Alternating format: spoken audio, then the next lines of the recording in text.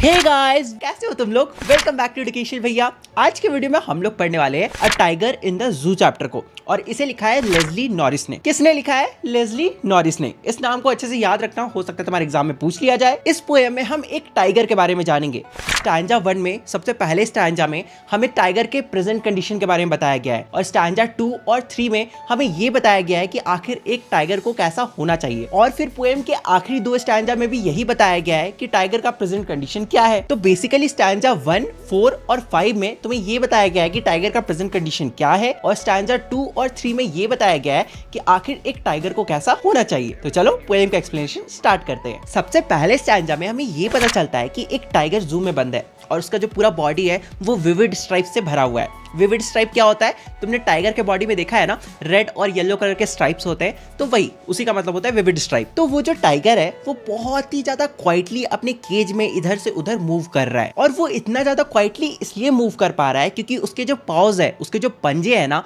वो बहुत ही ज्यादा थिक और सॉफ्ट है।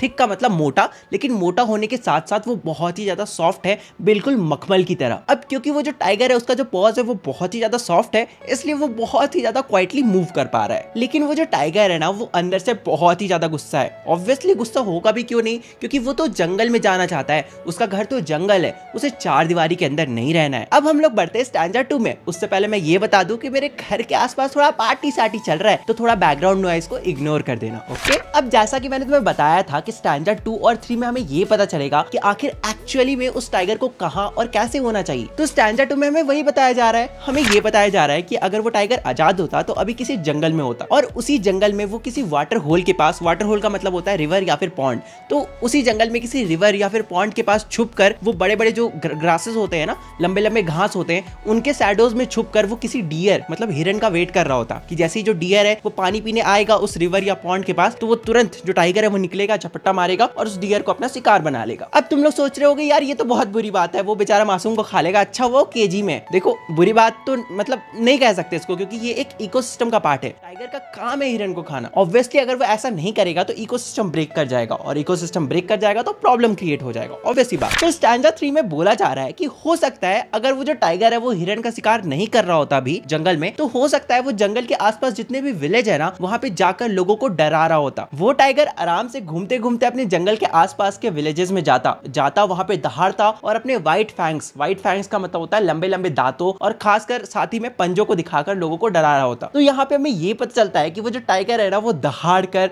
अपने दांतों को दिखाकर और अपने पंजों को दिखाकर लोगों को डरा रहा होता। फिर हम आते हैं स्टैंजा 4 और 5 में, जिसमें हमें ये पता चल रहा है कि टाइगर का प्रेजेंट कंडीशन क्या है। तो यहाँ पे हमें ये बताया जा रहा है स्टैंजा 4 में कि ये जो टाइगर है ये आजाद होता तब तो जंगल में घूम रहा होता, तब तो हिरन का शिकार कर रहा होता, लोगों को जाके विलेज में डरा रहा होता, लेकिन ये एक्चुअली कहाँ पे, ये तो बिहाइंड द बार्स है, मतलब कंक्रीट के सेल में बंद है। इसलिए इस टाइगर की जितनी भी ताकत है, जितनी भी स्ट्रेंथ है ना, वो बार्स के अंदर ही है, मतलब ये कुछ कर नहीं सकता है। ये जो टाइगर है ना, ये बहुत ही ज्यादा हेल्पलेस है, ये कुछ भी नहीं कर सकता है। इसका जितना भी ताकत है, ये अपना पूरा ताकत भी लगा देगा तब भी ये कुछ नहीं कर सकता। क्या ही कर सकता है? जेल तोड़ के थोड़ी भाग जाएगा, केज तोड़ के थोड़ी भाग जाएगा, नहीं भाग पाएगा। कहने को तो ये टाइगर जो है ना वो जंगल का राजा है, लेकिन यहाँ पे इसकी कोई इज्जत नहीं है। लोग आ रहे हैं इसके ऊपर हंस रहे हैं, फोटो खींच रहे हैं और निकल जा रहे हैं। ऑब्वियसली क्योंकि टाइगर जू में, तुम भी जब कभी जू गए होगे तो लिए होगे ना टाइगर का फोटो, वहां पे दूसरे जानवरों का फोटो, तो इस टाइगर के साथ भी यही हो रहा है। तो ये जो टाइगर है ना, ये ज्यादा कुछ बिहेव नहीं कर रहा है, ज्यादा कुछ रिएक्ट नहीं कर रहा है, ये बस लोगों को इग्नोर कर रहा है। फिर स्टैंजा 5 में हमें ये पता चलता है कि इस जू में हर रात पेट्रोलिंग कार्स आती है। पेट्रोलिंग कार्स का क्या काम होता है?